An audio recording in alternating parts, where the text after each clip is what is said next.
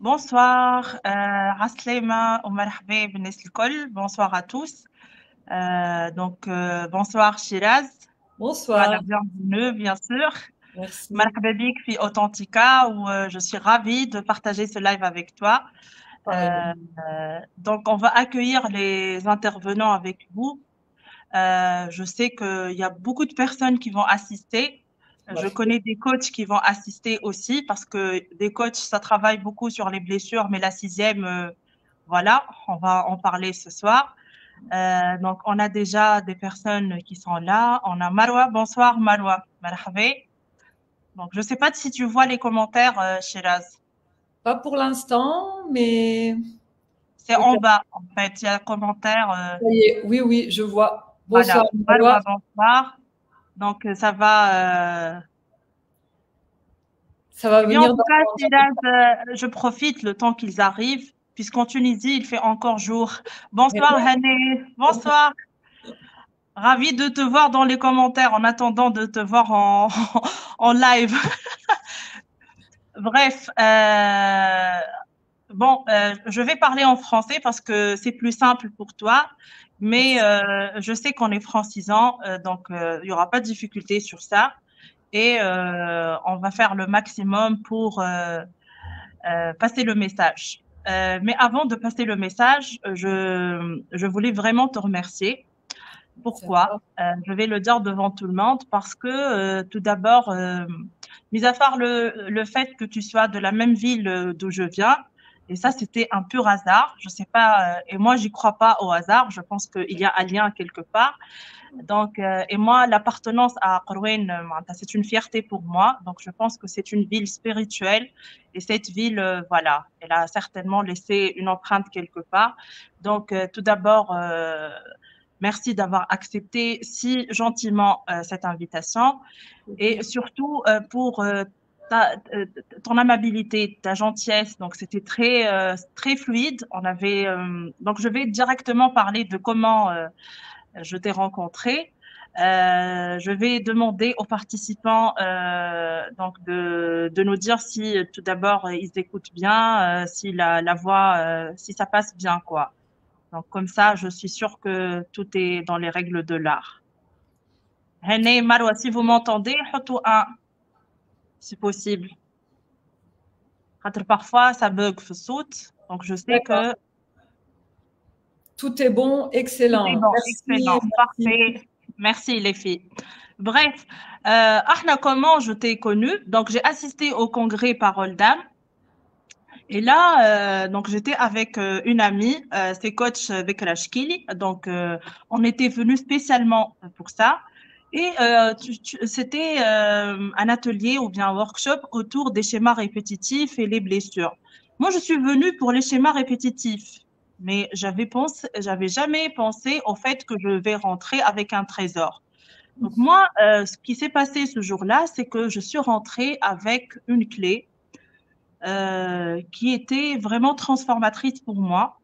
Donc, ce qui s'est passé, c'est la chose suivante. Tu avais parlé des six blessures, de la relation entre les blessures et le yin et le yang, la réception, le fait de donner, recevoir, etc. Et tu avais cité les signes de chaque blessure, etc. Et là, tout d'un coup, tu décris une blessure comme si tu me décrivais. Donc, je me suis dit, je la connais pas, cette blessure. Pourtant, j'y travaille depuis au moins 4 ans. D'où vient le... Eh bien, je me retrouve avec une information clé. Et là, tu parles aussi de comment guérir cette blessure. Tu parles d'authenticité. Et moi, 5 mois avant, je crée la page où je te reçois aujourd'hui qui s'appelle Authentica. Eh bien, moi, j'avais trouvé la clé de ma guérison sans savoir que j'avais cette blessure. Donc, la clé, c'était l'authenticité.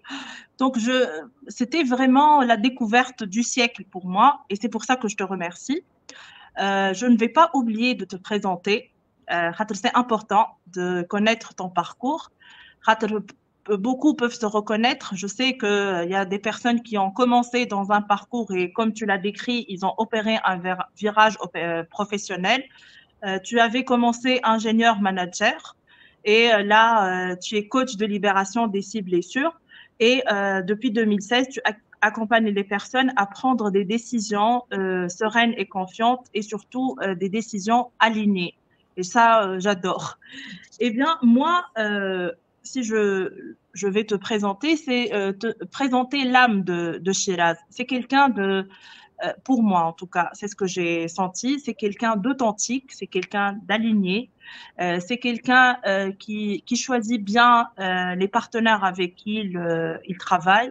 Même le programme Envol, on va en parler en fin du live, donc c'est un programme fait avec beaucoup d'amour et je sais que c'est vraiment une découverte pour moi. Donc, si on va commencer, Shiraz, aujourd'hui par Haja, c'est qu'on va commencer avec la 6e blessure.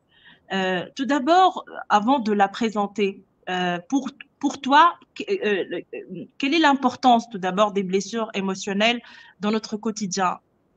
Une blessure pour toi, qu'est-ce que c'est? Est-ce que c'est un frein? Est-ce que c'est un moteur? Quelle est la signification d'une blessure pour Shiraz Garaïb? C'est important pour moi. Merci pour ta confiance. Déjà, je voudrais te dire que ton authenticité, elle se ressent. Merci. Et ça a été tellement facile de connecter avec toi parce que justement, il y avait cette authenticité, il y avait ce désir d'offrir au monde quelque chose de valeur. Et Oui. je sais que tu as fait un live hier et tu en refais un autre ce soir et il est super bien préparé parce que j'ai bien vu tout ce que tu m'as partagé en amont et je suis vraiment, vraiment très excitée à l'idée d'être avec toi dans ce live parce que c'est toi et pas parce que c'est juste un live. Donc, oui, vraiment, moi aussi. Merci pour l'invitation. Alors, pour l'importance des blessures, pour moi, si tu m'avais posé la question il y a quelques années, je t'aurais dit les blessures, c'est nul, il faut s'en débarrasser, c'est un poison, c'est à cause de ça qu'on n'arrive pas à avoir des relations agréables. Aujourd'hui, je te dis, les blessures, c'est une nécessité parce que sans blessure, il n'y aurait aucune relation. Si on n'avait aucune blessure, on serait tous sur notre île déserte, on n'aurait besoin de personne, on n'aurait besoin de rien, on serait juste là à vivre, à être, peut-être à prier, à méditer, mais c'est les blessures qui nous rapprochent au final. Donc, pour moi, les blessures, c'est un grand cadeau à condition qu'elles ne soient pas les patronnes de notre vie, mais qu'elles soient au service de nos relations et elles peuvent avoir vraiment des cadeaux fabuleux. Eh bien, j'adore la définition, surtout que c'est ces blessures-là qui vont créer des schémas qui sont répétitifs et le fait d'être conscient de ces schémas-là, c'est ce qui permet de justement de revenir à soi, de s'écouter, de voilà. Moi, ce que j'ai remarqué aussi, c'est que Lise Bourbeau, elle énumère les blessures avec des nominations qui sont du coup différentes des tiennes. Donc, sur son livre, elle parle elle dit que c'est l'abréviation du mot trahi, T de trahison, R de rejet, A de abandon, H de humiliation et I de injustice. Alors que toi, tu as choisi d'autres nominations. Pourquoi? Alors, mais vraiment, tes questions sont géniales, hein, parce que ça me donne l'opportunité de parler de choses que je ne suis pas habituée à raconter. Donc, en fait, moi, ce que j'ai gardé, c'est rejet, abandon et humiliation. La blessure de trahison, je l'appelle blessure de défiance parce que pour moi, il y a deux formes de trahison. Il y a la peur d'être trahi qui, pour moi, est expérimentée quand on a une blessure d'abandon réveillée. Les gens qui ont une blessure d'abandon active ont toujours peur d'être trahis. Donc, il y a la peur de la trahison. Et puis, il y a la trahison effective. Ça y est, j'ai été trahi. Et là, pour moi, je l'associe à la blessure de défiance parce que quand on a été trahi et qu'on ne veut plus se faire avoir de nouveau, on va fermer le cœur. Oui. Et on va toujours être méfiant. Et il y a une histoire que je raconte dans mon deuxième livre qui va bientôt sortir. C'est l'histoire des 2 murs. Oui. Quand j'ai la blessure de défiance, moi, j'arrive avec mon mur, l'autre arrive avec son mur.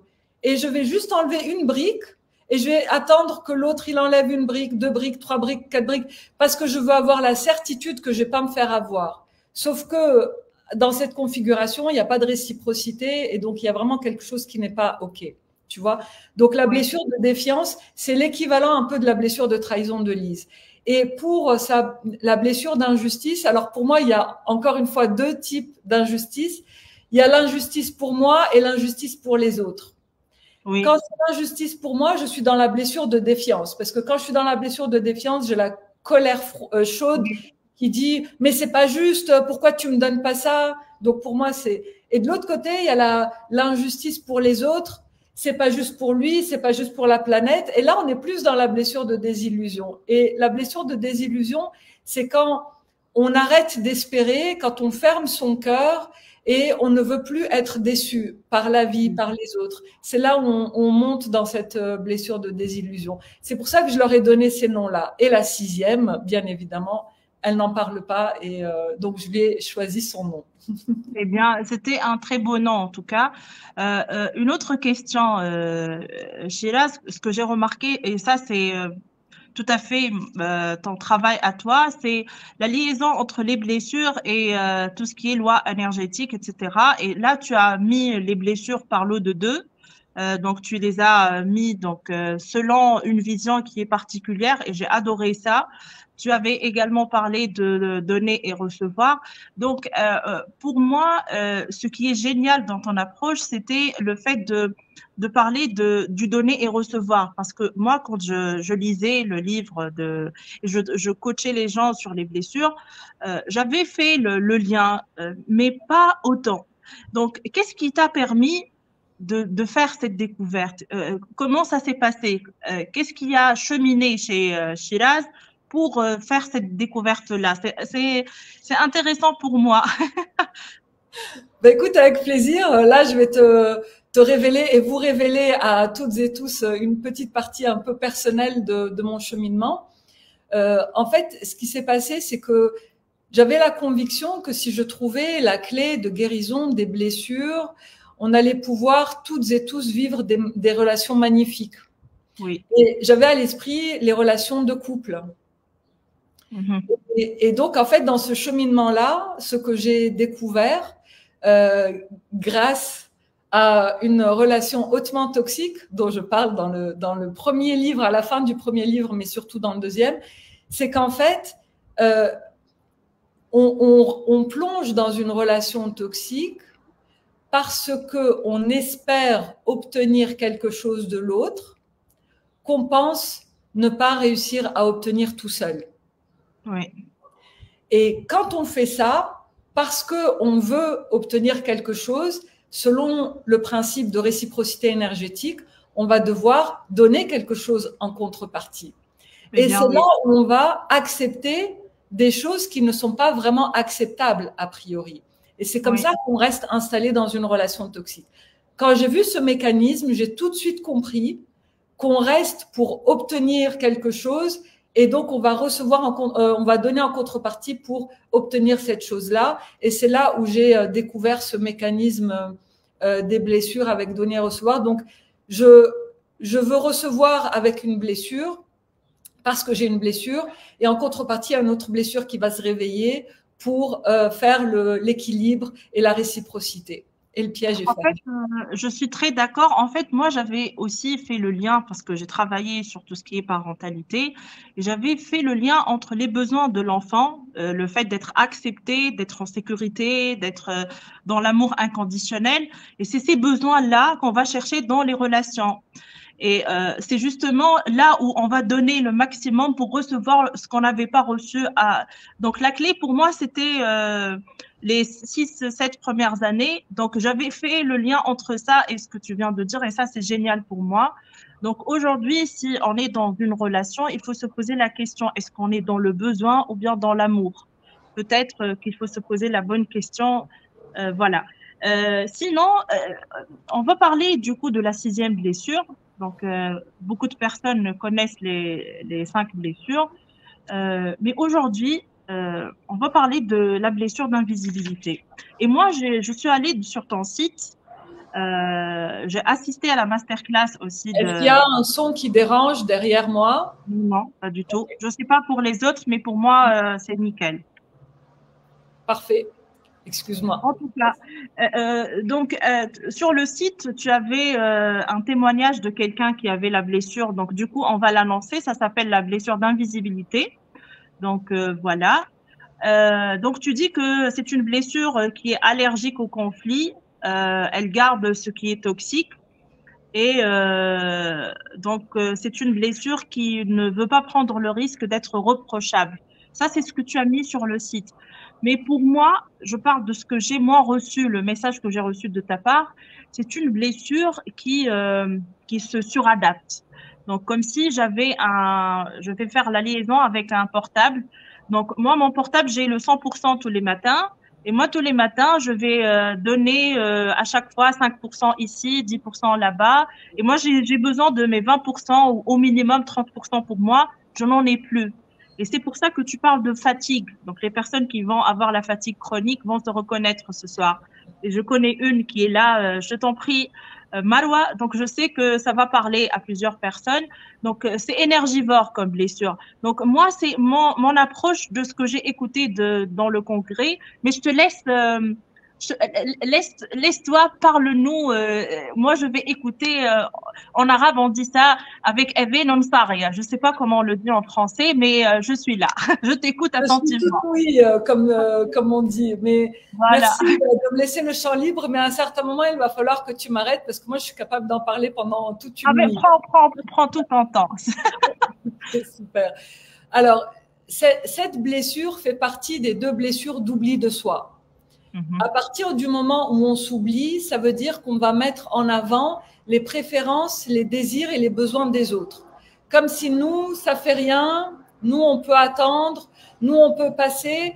Mais surtout, ce que dit cette blessure, c'est que nous, on peut réussir à se suradapter, mais on n'est pas sûr que les autres puissent le faire. Donc, on est en mode bienveillance.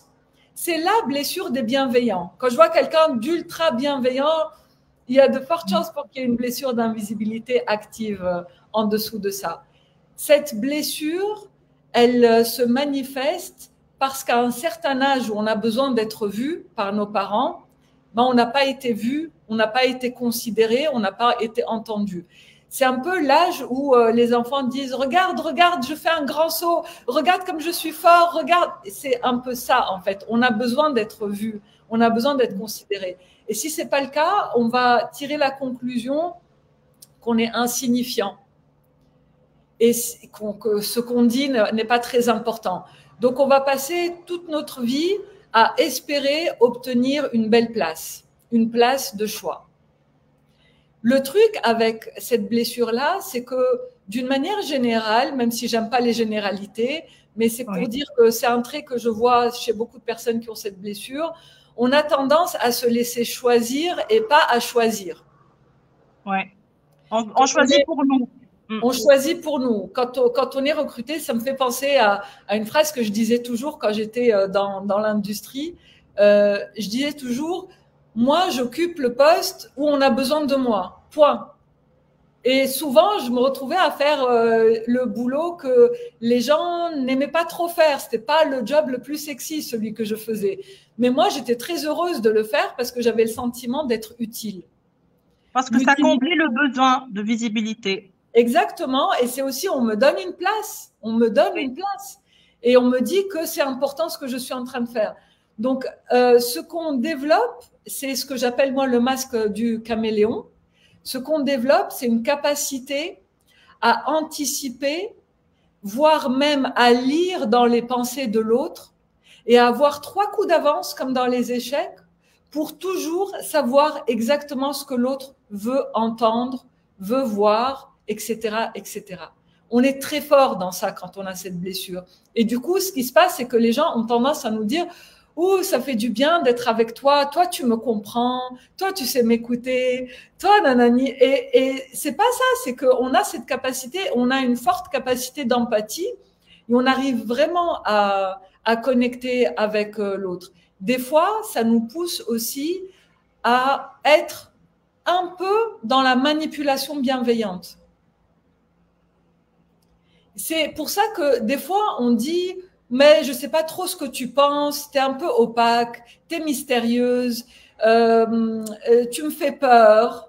Il y a une phrase aussi qu'on peut entendre beaucoup, toi, je me méfie de toi, tu es trop intelligente. Ce genre de remarques, tu vois, qu'on va faire à la personne qui a ce masque du caméléon, parce que le caméléon est capable de s'adapter dans toutes les situations et de se suradapter même, c'est-à-dire il est capable dans tous les, il peut être avec des musiciens célèbres de rock et il va très bien trouver sa place avec eux et la communication. Il peut être dans un environnement caritatif et trouver parfaitement sa place et tout, mais il s'adapte dans toutes les situations. Il n'a aucun problème d'adaptation.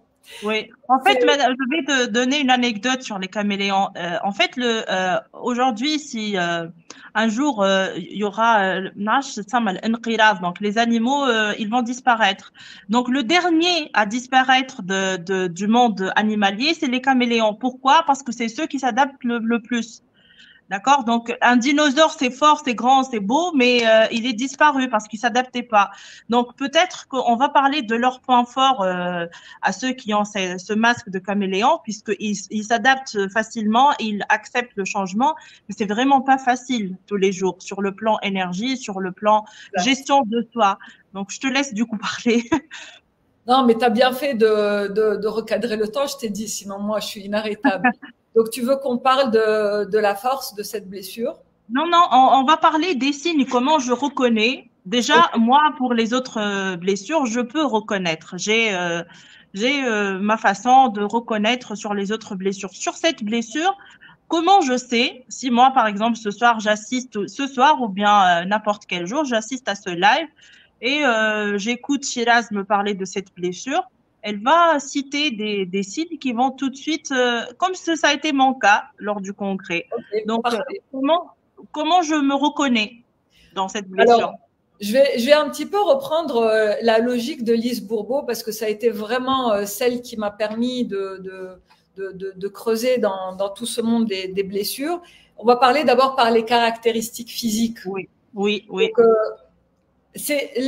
comme tout ce que je vais citer, on peut avoir un signe, on peut en avoir plusieurs. Ça va dépendre du degré d'activation de la blessure, en fait. Parce qu'on a souvent plusieurs blessures actives et on peut avoir des petits morceaux de chacun. Donc moi, je ratisse large, donc tous les signes et chacun va se reconnaître. Donc au niveau des signes physiques de la blessure, en fait, ce qu'on va observer, c'est quelle que soit la morphologie de la personne, qu'elle soit plus épaisse, plus fine, peu importe, et il y a toujours cette caractéristique qu'on a un ventre un peu rond et des poignées d'amour. Ça, c'est la caractéristique de la blessure d'invisibilité. Et est-ce que je reconnais directement? Je peux, ça c'est sûr. Oui. Parce que pour moi, les blessures d'oubli de soi, ce sont les blessures où on est déconnecté de notre antenne intérieure. C'est ce radar qu'on a au niveau du ventre qui permet d'envoyer des informations et de les capter. Donc, c'est comme si on venait masquer l'antenne intérieure pour qu'elle arrête d'émettre des signaux. Et ça, pour moi, la blessure d'humiliation et la blessure d'invisibilité, on a ce défi au niveau du ventre. Donc, blessure d'invisibilité, ventre rond et poignée d'amour. Si on regarde maintenant au niveau des émotions qu'on ressent, les émotions les plus récurrentes, la blessure d'invisibilité, c'est la championne de la culpabilité. C'est l'émotion dominante, la culpabilité. On peut aussi avoir une forme de tristesse. C'est une tristesse de ne pas avoir sa place, de ne pas être vu, de ne pas être entendu, considéré, etc. Donc, de la tristesse. Il peut aussi y avoir une peur du conflit ou la peur d'être réprochable. Donc, la blessure d'invisibilité, elle déteste les conflits et son besoin principal, c'est la paix. Et pour obtenir la paix, qu'est-ce qu'elle fait? Elle va tout le temps être bienveillante. Elle va tout le temps étirer sa zone de tolérance.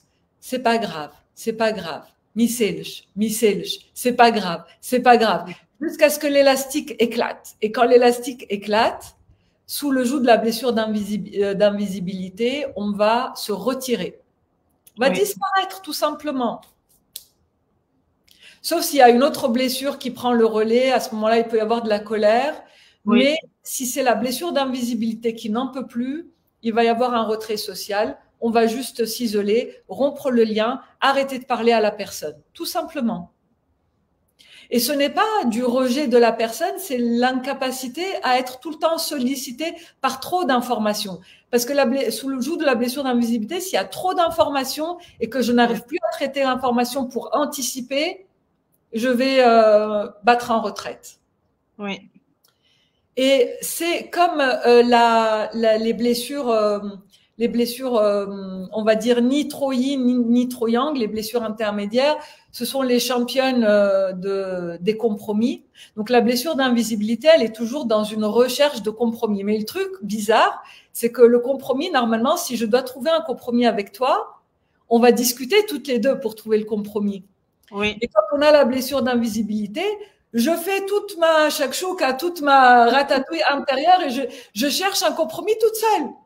Et à la fin, j'arrive à la personne, je dis, écoute, voilà ce que je te propose. Mais c'est déjà un compromis. Oui. Mais le problème, c'est que si l'autre, il interprète comme étant une recherche de compromis, il dit, toi, tu veux ça, moi, je veux ça, donc viens, on va trouver. Non, non, c'est déjà le compromis maximum que je peux. C'est vraiment ça. C'est la blessure de la bienveillance et de la recherche de compromis, l'évitement de conflits. Eh bien, oui. Et tu as parlé aussi du fait que ça soit une blessure énergivore, c'est-à-dire quelqu'un qui va dépenser son énergie sans faire attention à soi, puisqu'on est dans l'oubli de soi, du coup. Exactement, parce qu'on va dire oui par culpabilité de dire non. Oui. Ça veut dire que si on regarde, parce que je parle, non, j'en ai pas parlé dans le workshop, mais il y a ce que j'appelle les 3 cercles de conscience relationnelle. Le premier cercle, c'est ce que je veux. Le deuxième, c'est ce que je tolère. Et le troisième, c'est ce que je refuse. Et le problème de la blessure d'invisibilité, comme d'humiliation, comme toutes les blessures d'oubli de soi, c'est que je vais tellement tirer sur ce que je tolère que je vais faire disparaître ce que je refuse. Donc en fait, il n'y a plus rien que j'accepte pas, j'accepte tout. Sauf que quand je suis dans le cercle de tolérance, ça ne me consomme pas d'énergie. Ça ne me nourrit pas, mais ça ne me coûte pas d'énergie. Alors que dans le cercle de ce que je trouve inacceptable, c'est là où je vais avoir des fuites et des déperditions énergétiques. Mais si moi je tire en me disant non, non, c'est ok, c'est cool, j'accepte, je tolère, alors que non, c'est inacceptable, c'est là où je vais fuiter toute mon énergie. D'accord. Et le problème de désalignement de cette blessure, puisque entre ce qu'elle veut et ce qu'elle fait et ce qu'elle dit, il y a un monde. Est-ce que, par exemple, tu avais parlé des signes corporels? Est-ce que tu as remarqué des signes, par exemple, sur le plan dermatologique? Je sais que l'eczéma, ça reflète quelques besoins. Je ne sais pas si tu as remarqué, si tu as fait le lien par rapport à ça. Ou bien s'il y a, comme Lise, elle a cité quelques maladies en relation avec les blessures. Est-ce que tu as remarqué que, puisque c'est sur le plan ça arrive à la fin, il est fatigué. Sur le plan corporel, est-ce que tu as remarqué des maladies récurrentes chez les invisibles? Non, je n'ai pas remarqué, mis à part le fait que c'est une blessure qui a besoin qu'on exprime quelque chose. Donc, si je devais localiser, ce serait plutôt au niveau de la gorge. Ouais. Mais je ne fais pas de lien direct avec les maladies parce que j'ai pas l'expertise, mais surtout parce que je sais que tout est un mélange de blessures. Donc, je ne suis pas sûre qu'on puisse attribuer parce que la blessure d'invisibilité, par exemple, elle peut venir protéger une blessure de rejet. Donc, je vais voir des manifestations physiques de rejet, alors que le comportemental, ça va être plutôt la blessure d'invisibilité. Donc, c'est très complexe et je n'ai pas vraiment une réponse bien établie à ce sujet. D'accord. Et s'il y a une origine, parce que Lise, ce qu'elle fait pour chaque blessure, par exemple, le rejet, c'est le fait de se sentir inexistant quand on est enfant, c'est entre tel âge et tel âge. Donc pour toi, quel est le déclencheur de cette blessure dans la vie, on va dire, à l'enfance? Et c'est par la maman, le papa, les deux. Qui est-ce qui va créer cette blessure? Alors, je te partage ma vision, mais c'est la mienne et je détiens pas la vérité absolue, mais c'est quelques clés que je peux proposer. Ma vision des choses, c'est que on a toujours les blessures d'insécurité, donc abandon et rejet qui se réveillent. Oui. Toujours. Sauf que il y a des intensités de réveil. Il y a certaines personnes, c'est intense 50-50. Et pour en faire partie, c'est un challenge. Oui. Mais il y a des personnes chez qui c'est surtout la blessure de rejet qui va se réveiller ou surtout la blessure d'abandon. Une fois que ces blessures se réveillent, il y a 3 chemins. Le chemin qui est je n'arrive pas à dépasser ma blessure de rejet ou d'abandon, ça me fait rester dans ce que j'appelle dans mon premier livre la position d'enfant énergétique. D'accord. Sinon, les blessures peuvent, on va dire, se transformer, ou moi je dirais beaucoup plus que se transformer, parce que pour moi elles restent. Il y a une couche supplémentaire qui vient protéger. Il y a la blessure d'insécurité, donc rejet ou abandon. Par-dessus vient une blessure qui va venir protéger. Elle va s'activer en mode protection. Donc, on a deux possibilités de chemin.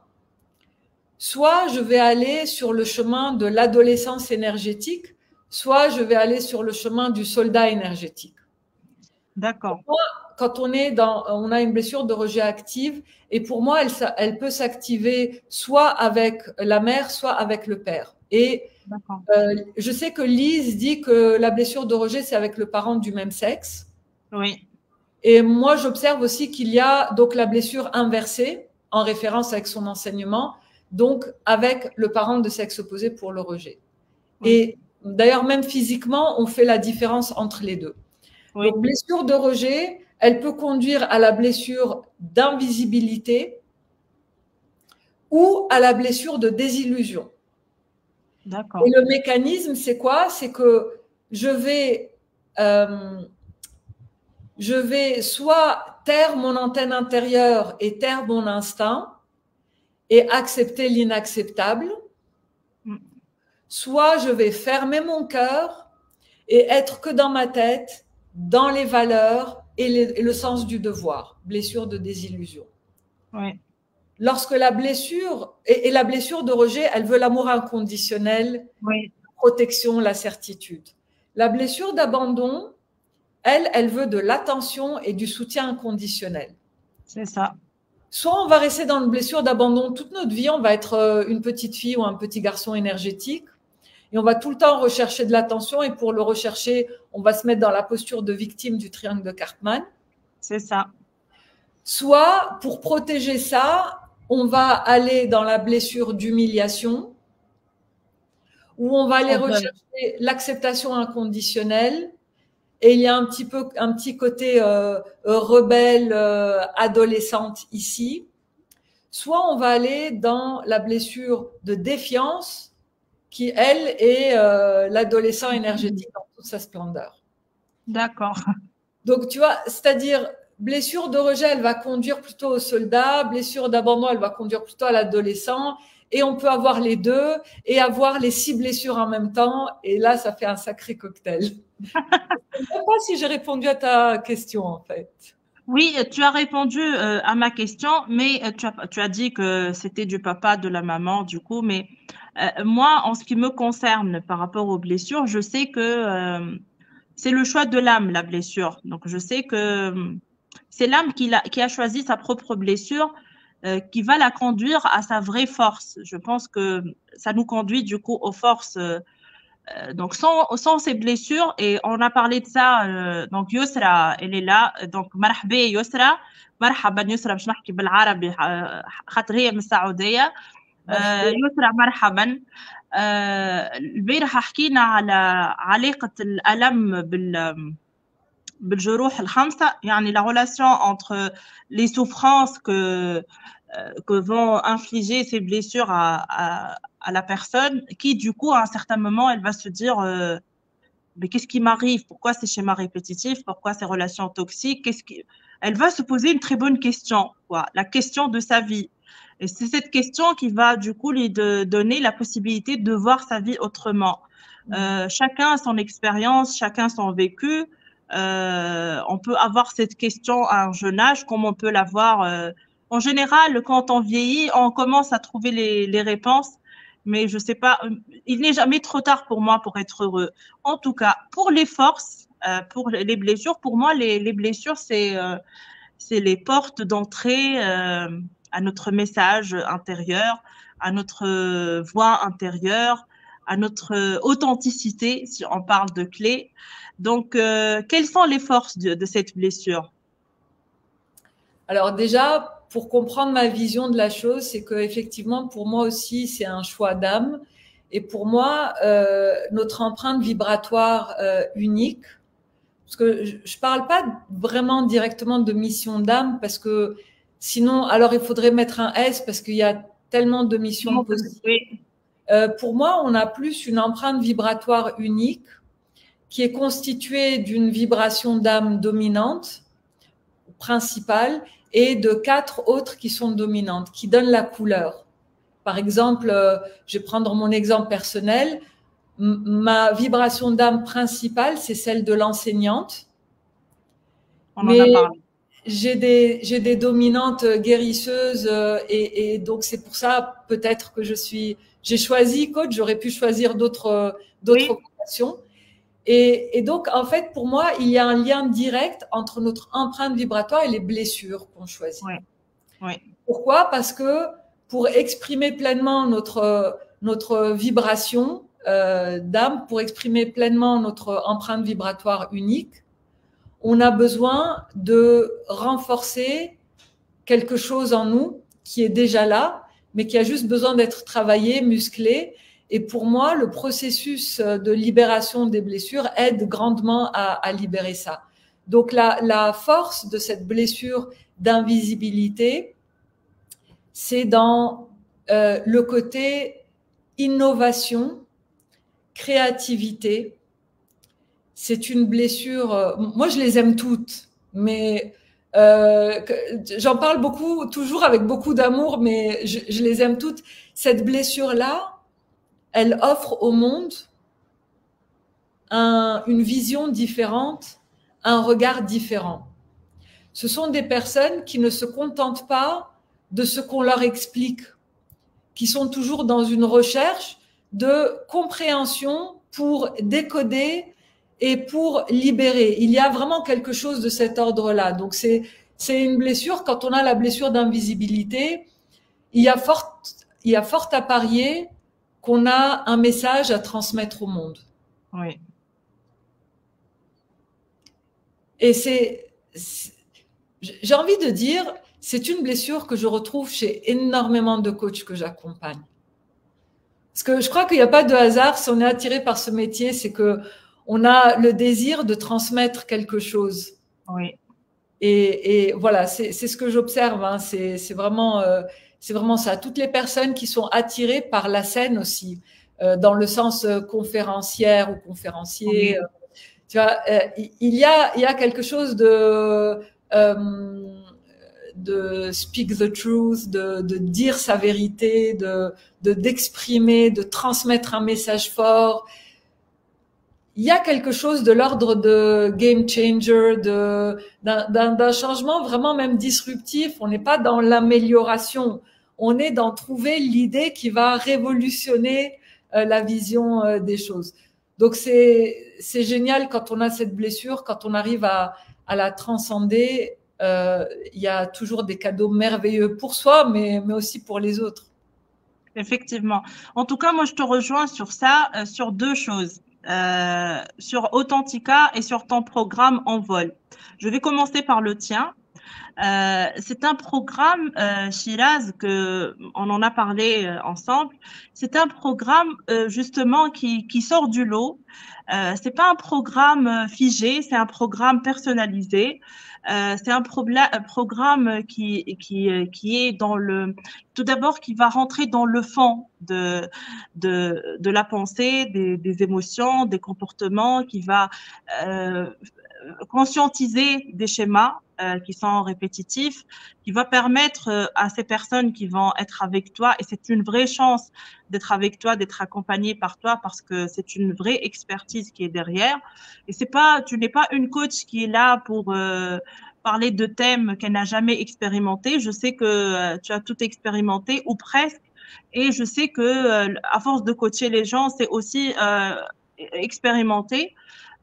Donc c'est un programme pour moi qui est complet, qui va accompagner donc les participants tout d'abord à se reconnaître, à reconnaître la petite chenille qui va devenir papillon petit à petit. Donc elle va reconnaître ses forces, qu'est-ce qu'il y a de beau, d'authentique, de différent dans l'empreinte dont tu as parlé, son empreinte vibratoire, ce qui va lui permettre de s'envoler. Donc je pense que je dois te laisser la parole pour présenter le programme, peut-être, s'il y a des personnes qui sont intéressées. Bah écoute, merci beaucoup. Déjà, je voudrais partager, parce que tout à l'heure, avant le live, puisqu'on est vraiment en plein dans toutes les blessures, merci René, Oui, c'est que j'ai envie, il y a un extrait, alors c'est pas tout le workshop auquel tu as assisté, mais il y a un grand extrait d'une bonne heure sur ma vision énergétique des 6 blessures que j'ai envie d'offrir. Si les personnes ont envie d'accéder à ça, n'hésitez pas à m'écrire un petit message et je serai vraiment heureuse de bien, partager. merci pour ce beau cadeau. Avec grand plaisir, ça me fait vraiment plaisir. Donc, c'est le cœur de l'enseignement de ce programme en vol. En fait, ce programme, globalement, c'est un programme dans lequel on peut se libérer de ses blessures grâce à ce que j'ai appelé moi la méthode clé, qui est les Oui, cycles de libération et d'élévation, comme une spirale montante. Mais en oui, fait, l'idée, c'est quoi? C'est que c'est en 3 étapes. La première étape permet de comprendre comment on fonctionne pour éviter les déperditions d'énergie, mais aussi pour faire circuler l'énergie d'une manière libre et harmonieuse en soi, parce qu'on a besoin de faire le plein d'énergie avant de prendre son envol. La deuxième étape, c'est justement l'envol, c'est cette libération des blessures, c'est-à-dire d'abord identifier notre blessure dominante et notre duo de blessures, parce que ça fonctionne toujours par duo. Ensuite, comprendre le mécanisme de protection de la blessure pour le déverrouiller et installer un nouveau mécanisme plus conscient. Et ça oui, nous permet vraiment de s'élever. Et à oui, mesure qu'on s'élève vibratoirement, parce qu'on a élevé notre niveau de conscience, on va pouvoir avoir plus de liberté intérieure et voir plus de possibles. Peut-être qu'à l'étage d'en bas, je pensais que je pouvais faire que A ou B, mais plus je m'élève et je me libère, je vais pouvoir faire A, B, C, D, E, F, G. J'ai plein de possibilités. Et c'est ça oui. que j'aime, parce que plus on a de possibilités, plus on est libre de choisir la vie qui nous plaît le plus et qui nous ressemble le plus au final. Voilà. Et la troisième étape, c'est justement cette empreinte vibratoire. Donc, j'ai mis au point une méthode basée sur les constellations familiales et systémiques qui permet de découvrir son empreinte vibratoire unique et de passer à l'action alignée à ça. Et comme je dis toujours, ce n'est pas en connaissant notre vibration unique qu'on peut passer à l'action, mais c'est d'abord en se libérant et en passant à l'action qu'on va finir par découvrir le pourquoi on est ici dans cette incarnation. En fait, moi, je te rejoins sur cette phrase. Moi, quand je coach les coachés que j'accompagne, du coup, je leur dis, si on va accueillir un nouveau soi, il faut bien l'accueillir dans un environnement qui est sain, pas dans un environnement qui n'est pas adapté. Donc, pour le faire, justement, la première étape, c'est de libérer, c'est de laisser les énergies qui sont refoulées depuis des années, peut-être depuis des vies. Je sais pas si tu crois aux vies antérieures, mais c'est pas le sujet de la conversation. Mais c'est vraiment transgénérationnel, ça peut se déclencher depuis des siècles. Donc, moi, en ce qui me concerne, je crois que le travail sur les blessures, c'est un travail transformateur. Et moi, je pense que moi-même, j'en suis la preuve parce que moi-même, si je fais un témoignage, j'étais pas dans l'authenticité, j'étais dans le plaire à tous, j'étais dans le être gentil avec tout le monde, j'étais dans la suradaptabilité. Et les personnes qui me voient, ils remarquent la différence. Donc, je peux témoigner que le travail sur cette blessure est un vrai travail et c'est un beau travail parce que ça élargit le champ des possibilités. Et le live de ce soir, c'était une possibilité que j'ai ouvert moi-même parce que j'ai créé cette opportunité. Je te remercie beaucoup par rapport à ça. Pour finir, moi, je n'ai jamais parlé de Authentica. Je vais le faire ce soir. Pourquoi déjà Authentica Shiraz et en parlant de cette 6e blessure? Parce que l'authenticité, ça m'a parlé. Et moi, le fil conducteur entre toutes les formations, tous les workshops que je fais, c'est l'authenticité. C'est être authentique en étant maman, au travail, chez soi, avec soi, ou bien donc qu'on soit en train de créer une entreprise, c'est-à-dire sur le plan, on vient de faire une formation récemment sur les 3 clés de la richesse. Je me suis rendu compte qu'il y a un lien direct entre l'amour de soi et la liberté financière que j'ai fait avec coach Dhikra et coach Amira. Donc c'est en étant authentique qu'on va être riche de soi avant d'être riche dans notre porte-monnaie. En étant authentique, on crée des enfants authentiques. Les enfants, ils n'ont pas besoin d'être d'une maman parfaite, ils ont besoin d'une maman authentique. Vous avez juste besoin d'être pour passer le message. Au travail aussi, être authentique, c'est oser dire non à son patron quand il nous donne beaucoup de travail.